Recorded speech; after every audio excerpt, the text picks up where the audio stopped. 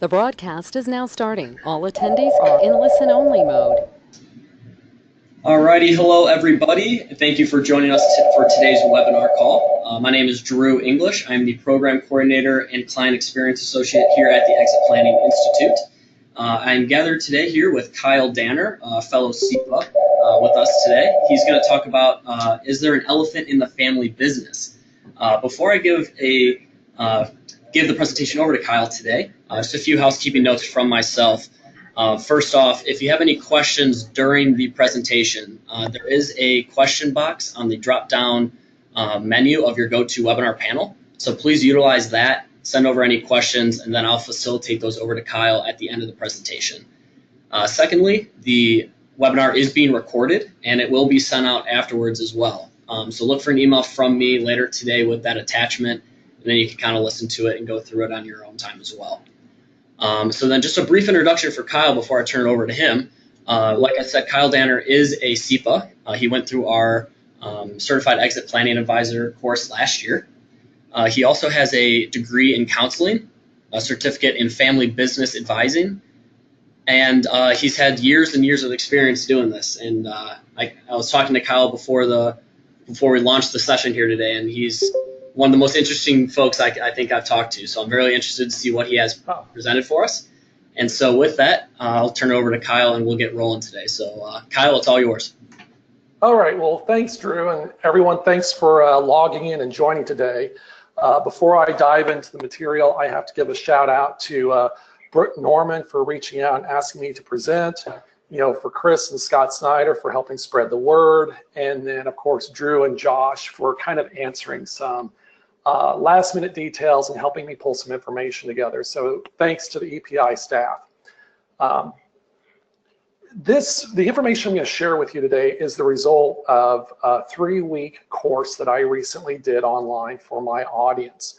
So I am going to take the highlights of 3 weeks of material and I'm going to cram them in to 45 minutes. So hold on, but don't worry. I have compiled the highlights and everything into an ebook, so you can just kind of sit back and listen today. It includes some worksheets, some points, and just a whole bunch of other information you might find helpful around this topic. Is there an elephant in the family business? So if you'd like to receive that, email kyledanner.com. Just put the subject line, the elephant, and I will send it back to you. Also, Drew is going to include the ebook and the information he sends out with the recording. So this is a topic that is personal to me. It's personal to me because I never had a professional career in the family business. I started working when I was 4 years old. And my dad was an entrepreneur, owned and operated several businesses. And when I came along, he had a courier service. And so I would sit next to him in his truck while we made pickups and deliveries. And it was awesome because I got to spend time with my dad and I got paid in chocolate milk and Happy Meals. And after working in our various family businesses since I was that little kid, I joined full-time after college. By then, it was a printing company that my brother, sister, and I owned. Now, my intent was to stay 1 year and then pursue a career something in another field. But 1 year turned into 17. And over that 17 years, we grew that business to be the 5th largest printing company in Kansas City. And it's a notable accomplishment that I'm proud of considering how we started. And while we had really great success and I received a really nice paycheck, it wasn't the best place for me. I knew it and my family knew it, but we didn't know how to talk about it. I was an elephant in the family business. And to be fair, there were a lot of elephants kind of wandering around. Got a little crowded sometimes. Well, in 2009, the handwriting was on the wall. The business had grown to a point where it needed a set of skills than what I could offer. And at the time, I was responsible for IT project management, some customer service support. It was kind of one of those positions that we cobbled together. And it didn't make sense for me to try and get those skills. It didn't make sense to create another position in the company for me to step into. What really made sense was for me to step aside so the business could get what it needed and I could pursue something else that's more suited to my talents. So what I do today is I take that personal experience of having grown up in a family business. I take what I learned growing and owning a business with my family for 6 years. And as Drew mentioned, I take my professional master's in counseling and ongoing training like the CEPA designation, and I wrap all that together. And I help family businesses answer 2 questions. Where do we go and how do we get there?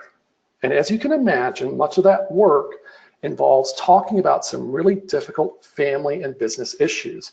My specialty is more on the family dynamics of things. And I often find myself being the last guy at the table because the family has kind of hit a roadblock.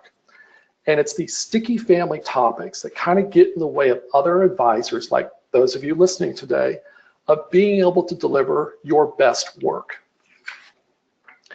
And it's not only personal to me, but we know that it matters to the EPI community.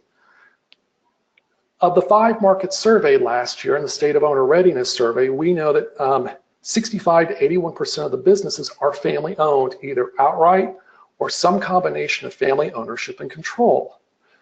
We also know from the State of Owner Readiness that 30% of family businesses don't make it through the 2nd generation. And a lot of it's because they're not dealing with these sticky issues. They're not talking about the elephant in the family business. And so advisors, or as advisors, we have to be aware of what these common elephants are and how we can approach them in our work. So to kind of frame up today's conversation, some of the things that we've seen and you've seen in your work, these are some of the common elephants. It's things like mom and dad saying the kids aren't ready, but the kids saying mom and dad won't let go. It's mom and dad trying to figure out how do we treat everyone fairly if 2 kids are in the business and 2 kids are not. You know, what do you do when a family member is underperforming? Do you fire them outright? Do you try and put them somewhere where maybe they can kind of, do something? And then the really big one that we're concerned about as exit planners is, do we keep the business or sell it? But that's not the only elephants that we see. Early on in my career, I was actually kind of surprised to find that I consulted on 2 cases of embezzling. That is, advisors discovered that a family member was embezzling funds. They didn't know how to respond to it, and so they came to me trying to figure out how do we bring this up in the family business. Other elephants include, what do you do when a family member is abusing drugs or alcohol? Now, while I have a master's in counseling, I'm not a licensed mental health professional. So I maintain contact with other mental health professionals, and I would imagine many of you do too, because you see these issues interfering with your work. And I know, and I can safely say, that this always comes up, reoccurring in your work. And I can imagine that you're sitting there shell-shocked thinking, wait a minute, I didn't sign up for this. I just want to do your estate planning or business evaluation. But instead, family members are sharing some very deep secrets and some very personal information.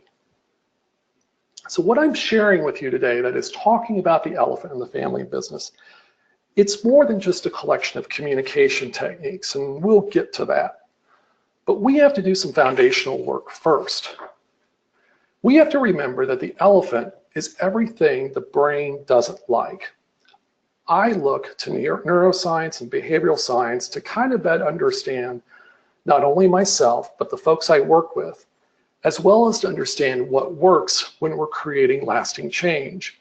And that's really what talking about the elephant in the family business is all about. In doing this, we hope to create lasting change.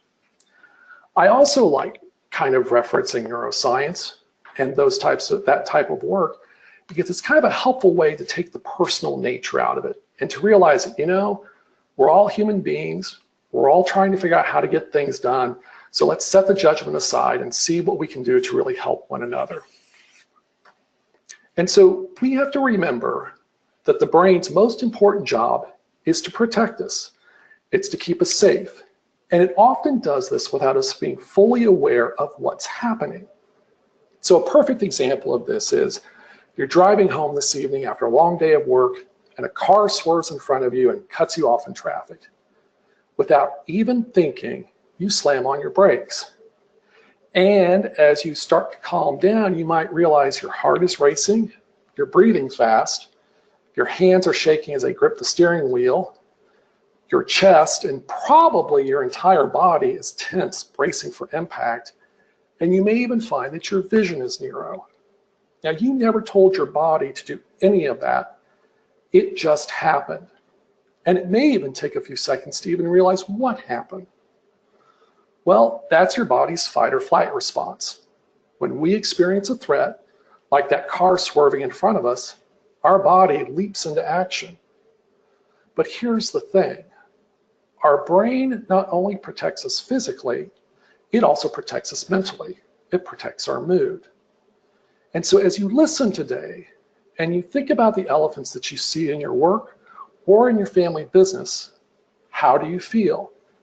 Do you feel a little nervous or a little anxious? Maybe your stomach's a little queasy. All of that is perfectly normal. That's our brain working really hard to protect us from any potential threats, physically and mentally. But the other thing about the brain is that it craves certainty. It wants to know where it's going, what to expect along the way, and what the end result will be. In so many ways, the elephant is everything the brain doesn't like. If you've never talked about the elephant, you don't know how the conversation will go. You'll ask yourself, what will happen if I try and talk about it? If we're an advisor, will our client ever call me back, or will I lose the engagement? If you're a family member in the business, will it end up in a shouting match with doors slammed? Will you be met with stone cold silence, or possibly even be ignored by family members? Or will you be attacked for bringing up such a sensitive issue? And if you've tried to talk about it before, and if anything like I just shared happened, we're going to avoid it. We are incredibly self-protective beings. None of us want to feel bad, and none of us want to feel attacked. It's perfectly natural to avoid that, but we have to know that in avoiding that, we're creating bigger problems. We're trading that short-term relief, that is not talking about it, for a long-term solution. Of course, as you think about it from your work as an exit planner, you can say just as easily that exit planning is everything the brain doesn't like.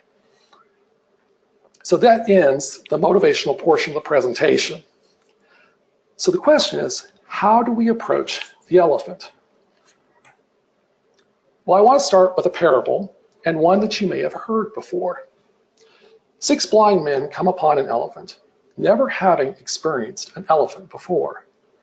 The first blind man pushes against the side of the elephant and declares it's a wall.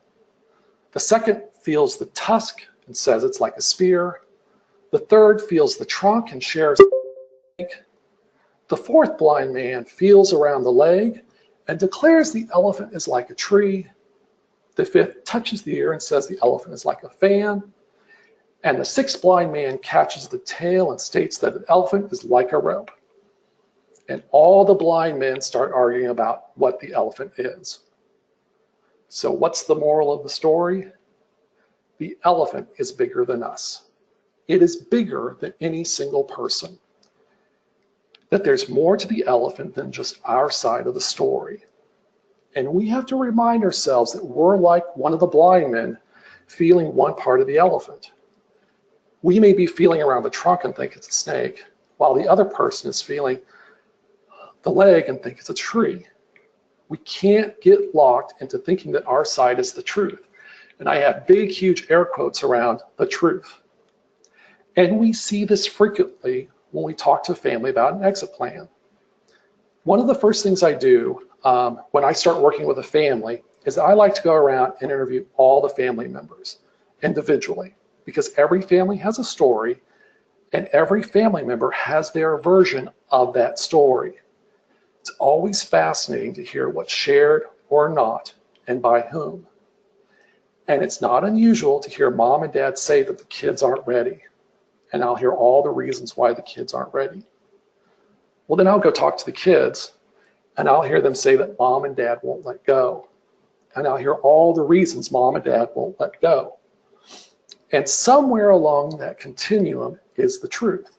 Again, big, huge air quotes around the truth. So I encourage you, either as a business owner or an exit planner, adopt a curiosity mindset. Simply ask yourself, what don't I know? And even if you don't have the answer, this very simple question is a great way to reorient yourself or kind of bring you back to center and trying to understand what's before you. Now, seeing the bigger picture or remembering the elephant is bigger than any one of us is especially crucial for us as advisors. And forgive me while I kind of get on my soapbox about this, but this is important. Because one of the mistakes I see attorneys and bankers and estate planners, others make, is that they're only talking to one or two members of the family. And it's usually mom and dad. And if you're not talking to the other family members, even those who are active in the business and those who are not, you're not getting the whole story and you're not able to deliver your best work. So a personal story on this note. When I was reviewing my buy-sell agreement and the offer for my exit from the family business, I asked our attorney, what do you think of this deal? And his response to me was, Kyle, I can't answer that question. Now, this person was a family friend, and he had known me since I was 10 years old, but he could not answer that question. He was upholding his fiduciary responsibility because his client was my family's business. And he was doing what he was doing. He was representing the interests of the business. And we trained him that way to be fair to this person because we kind of ran a siloed operation. My brother took care of his part, my sister took care of hers, and I did my thing. But we missed the mark on planning my exit from the business. Now, the deal I received was fair and all is good in the family. But I encourage you that if you're only working with the owner and a family is involved, make an effort to reach out to the others. It may mean some unbillable hours, but we know that a more educated owner makes better decisions. The same goes for the family. The more information they have and the more transparency is, the better solutions you can deliver. Yeah, so as we look at the elephant, and I'm saying that there's more to one side of the story and that everyone has a different view of the issue, where do we start the conversation? Well, I would suggest you start with what you need. And you may be familiar with this. So we'll begin with a little bit of Psychology 101. Abraham Maslow created this hierarchy of needs. He proposed that human beings are driven to satisfy a variety of needs. And as our more basic physical, like food and shelter, we can move up to more of our advanced needs like relationships with others and eventually achieving goals and personal fulfillment. He called self-actualization. And so he created this hierarchy to illustrate this concept. Well, when we think about talking about the elephant, there are two needs that everyone shares: the need to feel safe and the need to be heard. So the need to feel safe is one of our basic needs. It's the second level of Maslow's hierarchy, and it's so important that he dedicated an entire level to it. And it's critical to remember when talking about the elephant because there is risk involved. So as you strategize your conversation, ask yourself how you can create a safe environment for yourself and the other people involved. And we'll talk in a few minutes how to create that safe environment when we talk about strategies. The second need that everyone shares is the need to be heard. Where so much of the hurt and pain in our relationships with our loved ones and the people we work with happens because we're not listening to one another. We're so often wrapped up in the demands of business or just simply plowing through our day that we miss those times when they're seeking support or someone to simply listen. And instead of listening, we're really preparing to respond.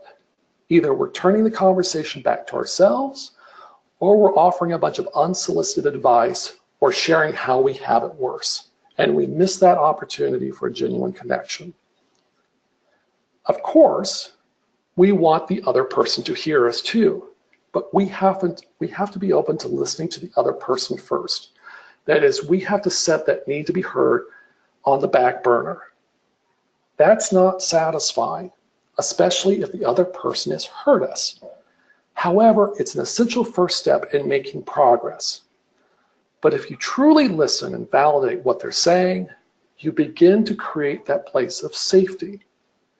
And remember, listening to someone and validating them doesn't mean you agree with them. You don't have to agree with someone to hear and to listen. Now, while the need to feel safe and this need to be heard are shared by everyone, there are other needs to consider too. So what you see before you is a page out of the ebook, and this is a list of needs. And the idea here is to dig a little bit deeper to find out what else is motivating and what's important to you regarding the elephant.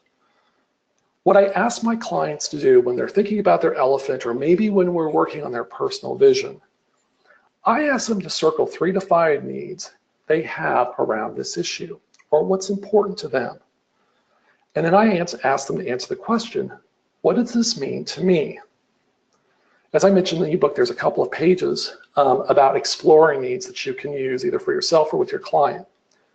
This is also helpful stuff when you're thinking about the personal leg of the 3-legged stool that we talk about in our training, that is the 3-legged stool of personal, financial, and business. This is a way to start kind of that visioning process. So let me illustrate with an example, the personal example.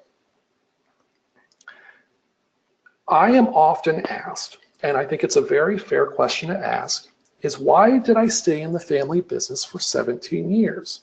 You know, if it wasn't the best place for me, why did I stay? Well, thinking about needs and thinking about Maslow's hierarchy, being in the family business satisfied several needs that were important to me. Of course, there's the security and the stability, you know, getting a paycheck, being able to have a roof over my head and having a nice lifestyle. But the family business also met my belonging need. I was part of something significant, and it reinforced my connection to my family. Sure, we had our knockdown, drag-out fights, but when we were aligned, it was a lot of fun working on common business problems, and we felt unstoppable. And research shows that when family businesses are truly aligned, they outperform their competition. Also, it satisfied my need for prestige. Our company was publicly recognized for our accomplishments. We enjoyed a positive reputation. And we grew in an industry that was undergoing seismic changes. And yes, I'm bragging because I'm proud of what we accomplished. And I mention this prestige need because never underestimate the power of one's ego. Being part of a successful enterprise or being a business owner where your family name hangs above the door is powerful and it cannot be ignored. So why focus on these needs? Just to review, it's a way to discover a motivation around the elephant, to find that common ground about the need to be heard and the need to feel safe. And starting with shared needs is possibly a way to break the impasse that happens so often in family business conflicts. Now let's shift gears to behavior. Okay. Fundamentally, talking about the elephant is a change process. Okay. If you're going to go through this effort to have this conversation, hopefully something new will come out of it. And if you want something different, you have to do something different. And the only way we can make that change reality is to look at behavior. And the family, and I would encourage you to think about the same thing too, is really try to drive towards behavior. Because it's concrete, it's something that you can do or the other person can do. It can be observed and it can be measured. So these are kind of some broad questions that sometimes I will, when working with a family, either talk about an elephant or what they want to see out of an exit planning process. You know, what is the behavior you see in yourself? And this is kind of the current state of things question. Ideally, what behavior would you like to see in yourself and others? That's kind of the gold standard. And realistically, what behavior are open to accepting? So this is kind of the minimum or what's acceptable. And then what are you willing to do to change your own behavior or help someone change theirs?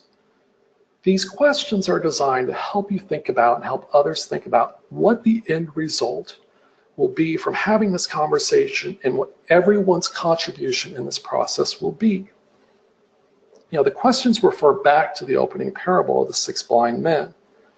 That the issue is bigger. So we have to be open to seeing a different perspective, another side, and being open to accepting our own responsibility for the issue. In the embezzlement case, and one of the embezzlement cases I kind of mentioned at the beginning, is that the family didn't want to cast out the other person, the one who committed the embezzling, but they didn't know how to deal with the breach of trust. But everyone was open to change. Or changing their behavior. So the person who, of course, committed the embezzlement, they had to regain the trust of the family through their actions. Conversely, the family had to be open, and they were open to putting in some rules and procedures to make sure that every voice was heard during family meetings. And that kind of started the process of reestablishing that trust. Of course, those questions are a starting point. And they're meant to help you think in broad terms about the change you want to see.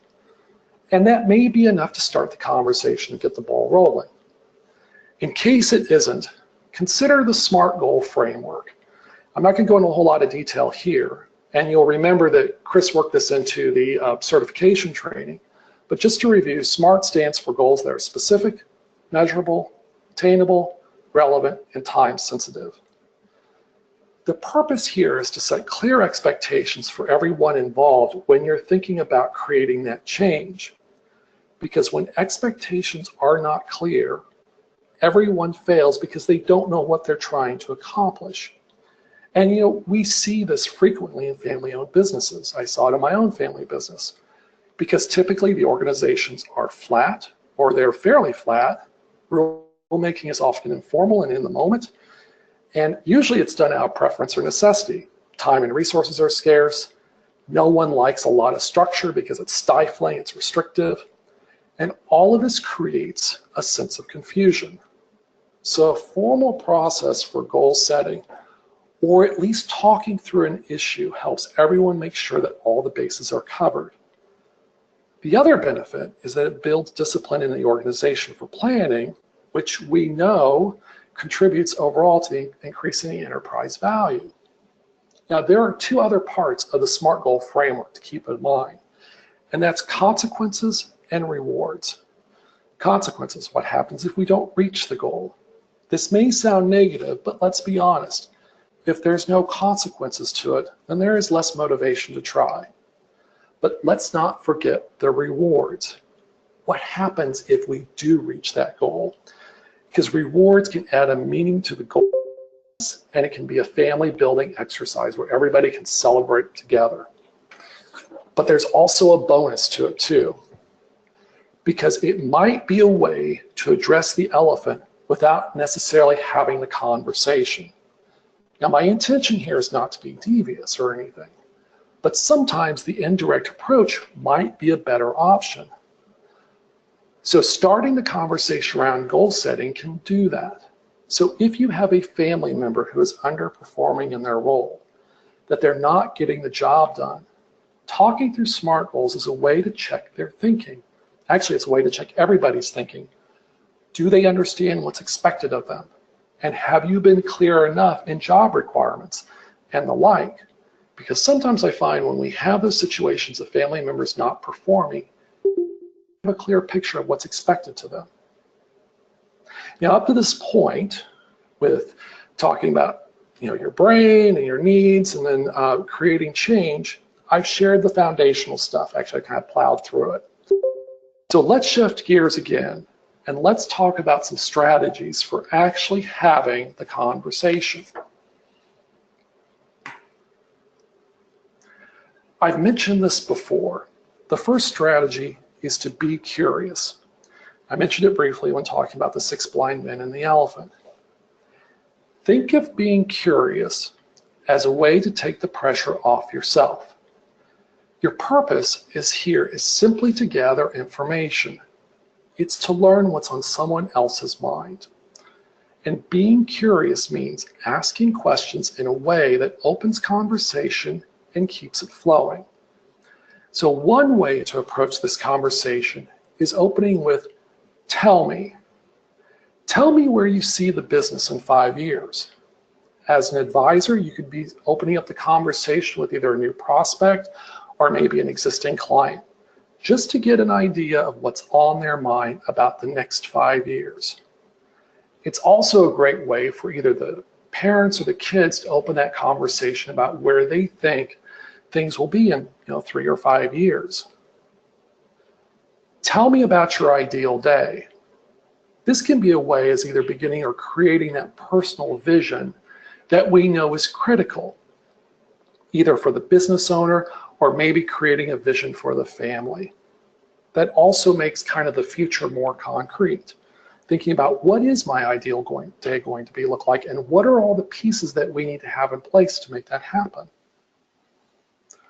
Tell me how I can help you. We can say this to a family member or loved one who isn't performing as expected.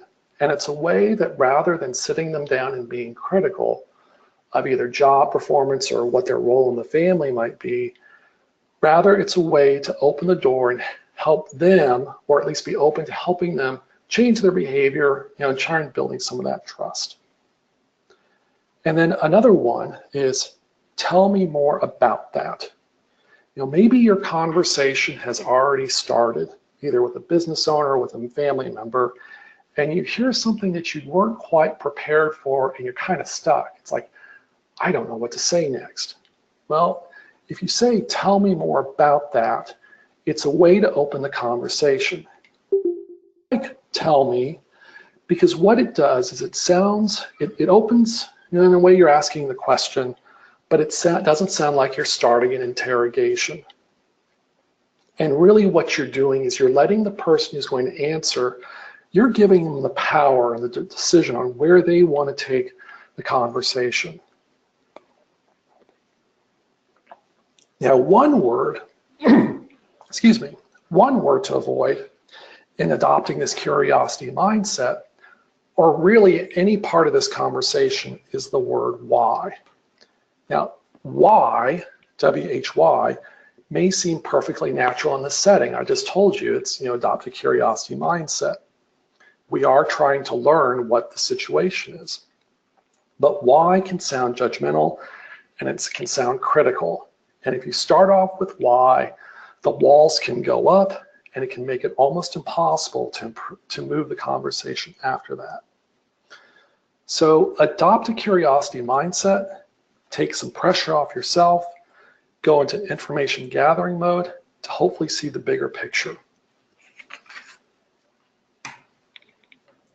The next strategy is to remember the rabbit hole. Did you ever have an argument where you ended up in a shouting match and both of you storm off and doors are slammed? And 15 minutes later, kind of after you've calmed down, you're scratching your head trying to remember what started the argument in the first place and what you said in the heat of the moment. I call this experience falling down the rabbit hole. It's that fight or flight response coming online again, doing what it's designed to do, and that's to protect us from danger. That is to protect us from attack. It is perfectly natural, but it's not particularly helpful. So it's essential that we're very aware of this human process. We must bring our best self to this conversation, even if the other person hasn't done the same. Keep in mind that you've done more preparation than your loved one has or your client has. But everybody's still at risk for overload because our body can handle so much. Because as our stress response ramps up, we lose our ability to think and respond appropriately. We either end up attacking, that's the fighting part, or we end up running away and avoiding, that's the flying away. Here are some suggestions on the ways to counter this. Identify for yourself when it's happening. That is, what is your body telling you? Is your heart beating faster? Are you speaking at a shorter clip? Are you having trouble focusing? All of these are physical symptoms. So stop and breathe. A rush of oxygen that comes with deep breathing counters the effects of that stress response. Next, be aware of what triggers you. Are there certain things that the other person will say or do that pushes you down the rabbit hole? We are creatures of habit, and to create that lasting change, we have to find a way to break that cycle that we find ourselves, or whatever it may be.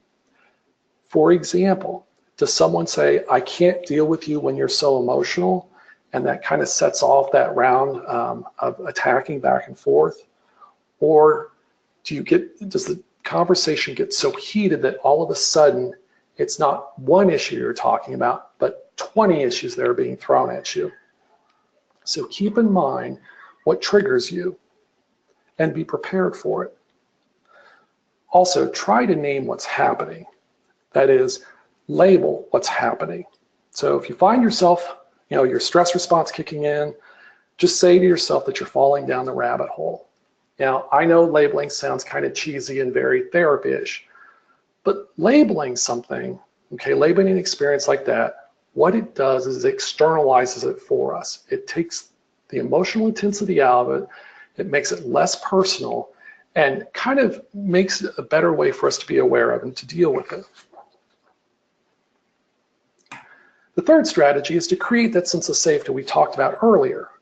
So we know from Psych 101 and Maslow's hierarchy that safety is one of our primary needs.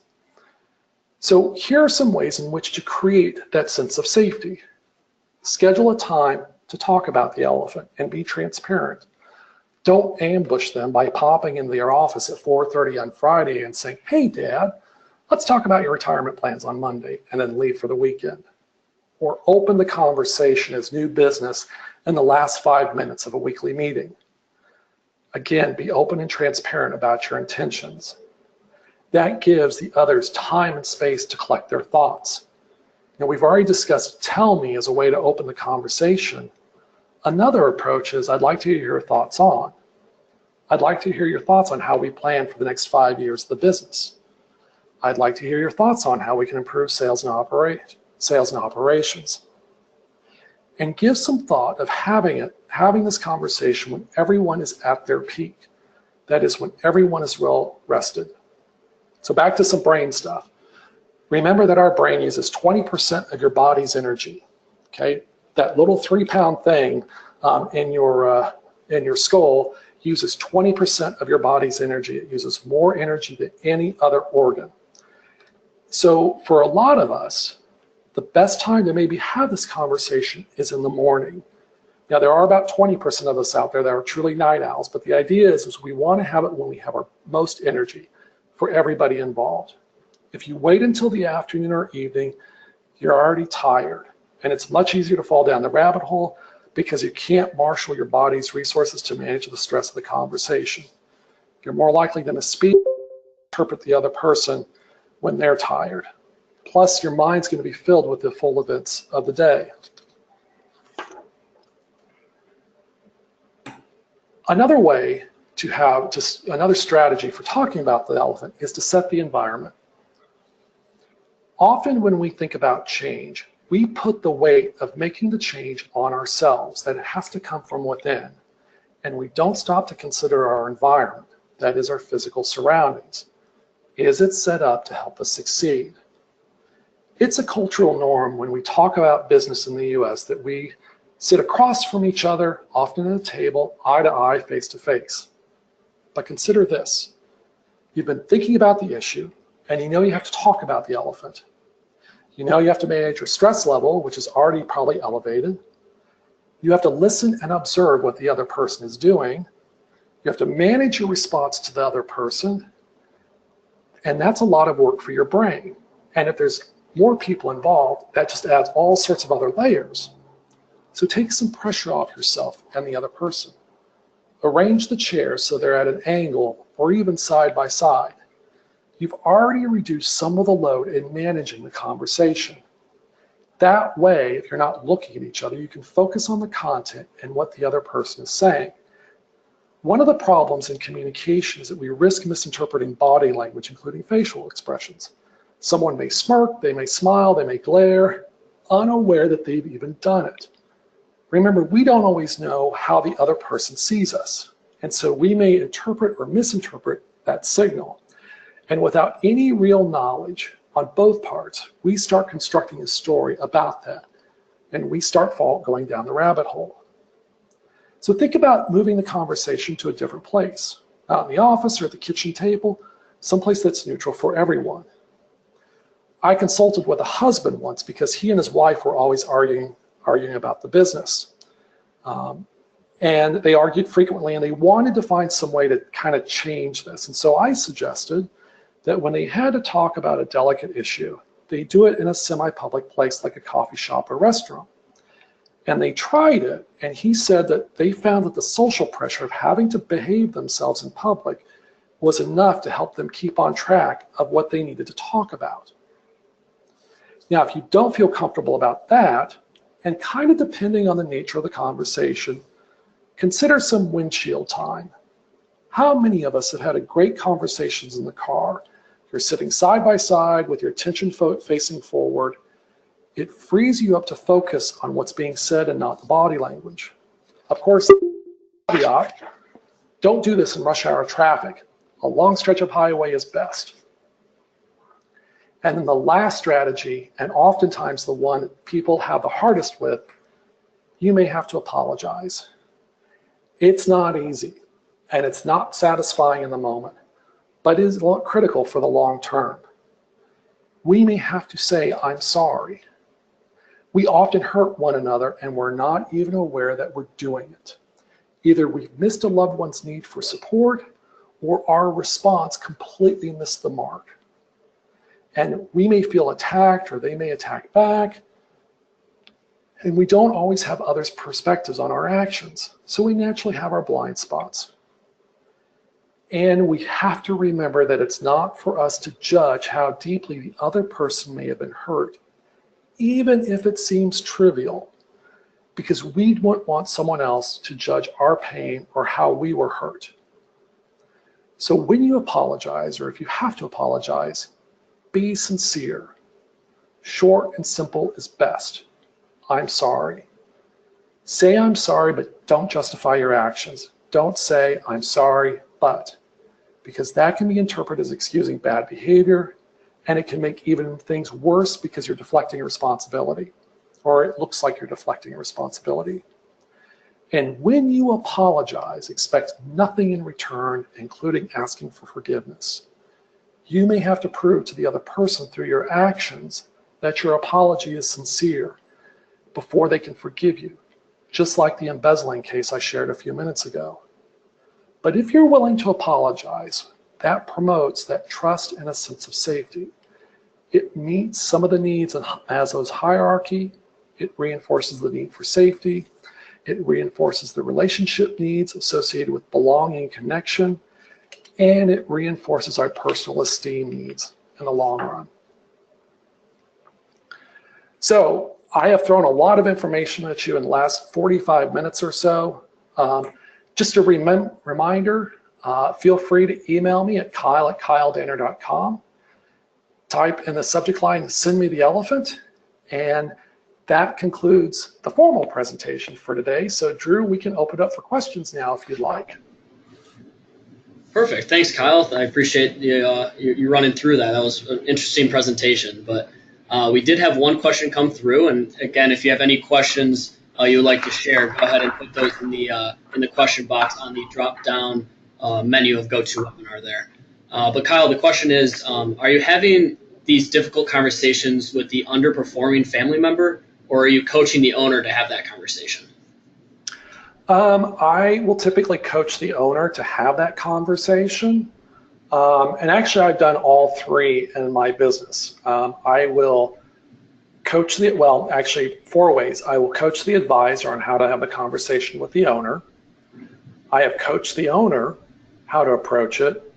And I even sat down with everybody involved to kind of tease out what the issue is. And it's one of two things typically.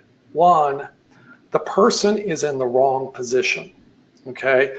They're just in a position to where their strengths, where their strengths or what they're good at doesn't match the position. So there's a mismatch there. So we have to figure out, can we move them to someplace else in the business? And if there's not available, can they either reframe what they're doing to something that's important to them? Or if we have to think about an exit for that individual, how can we do it in such a way that they don't feel kicked out, and that they still feel very much a part of the family? And I could go into a whole lot more about all that, but that's kind of an overview. And to your point, or to the question, I'm finding more and more in my business that I am coaching advisors on how to approach family business, how to ask questions, how to think about and conceptualize cases. Because a lot of times for a family to engage somebody like me, either they don't want to, they're hesitant to, they don't want to open up about their problems. And I get it because I was there myself. So it's always trying to find a way to how to help them in the best way that they're most comfortable with. Perfect. And the second question for you, Kyle. Do you find that advisors can have these types of conversations successfully without your level of training or expertise? I think so. Oh, yeah, I think it's very possible. Although I don't want to take business away from myself, but yeah, in the ebook, there's a list of references. One of the kind of the leading conversation manuals is Crucial Conversations. It's a program that's used in healthcare quite frequently. There's another book out there about deconstructing conflict in the family business. They propose this conflict equation, which I think is really good in a concept. It's a little bulky to work through, but it's also a good referral source. And again, there's a page of references in the back of the ebook that folks can look up and read. But yeah, you don't.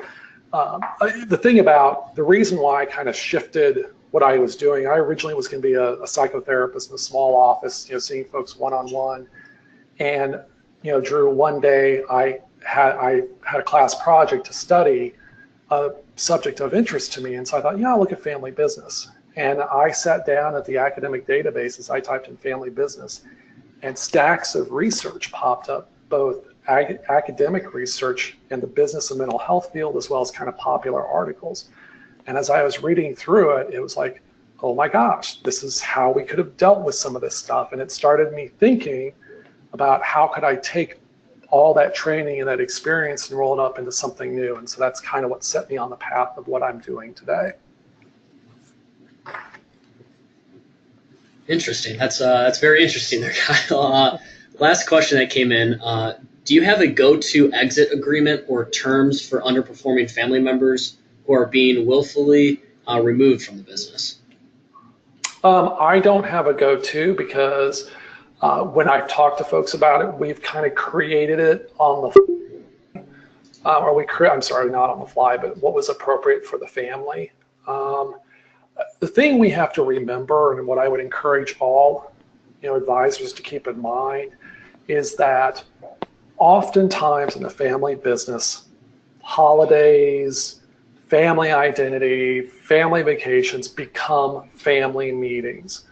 Well, if you are not an active part of the business, that can you end up feeling lonely and isolated because you're not part of the daily experience of what's happening in the family. And so if someone needs to be if the business is not the place for them and they need to exit the business, the family also has to think about, how do we maintain connection with this person? How do we make sure that it's not always all about the business? Because if you're able to show that path and do some of that family building, it can make the exit easier for that individual and maybe not as problematic afterwards. And I'm happy to talk through that. Whoever asked that question, I'm happy to talk through that with you. Yeah, and on that note, if there's any other questions or comments that either you have for myself or for Kyle, please go ahead and email those to us. We'll get those answered either later today or tomorrow, and we can kind of take the conversation and extend it out if you like. But sure. But with that, again, Kyle, thank you so much for spending some time with us today and kind of going through your expertise. That was very beneficial for myself and hopefully for everyone that attended the webinar today. Oh, great. And then just like I said earlier, I will be sending the recording out to everyone later, and I will have that ebook available for you as well. And so if you want to send either myself an email with any questions or reach directly out to Kyle, I know he's willing to help out as well. So with that, we'll go ahead and conclude the webinar for today, get everyone back into their busy Wednesdays here. I hope everyone enjoys the rest of their week, has a good rest of the day. Kyle, thank you again. I appreciate it. And you and I will talk soon. Perfect. Thanks. Thanks, everybody. Have a great day.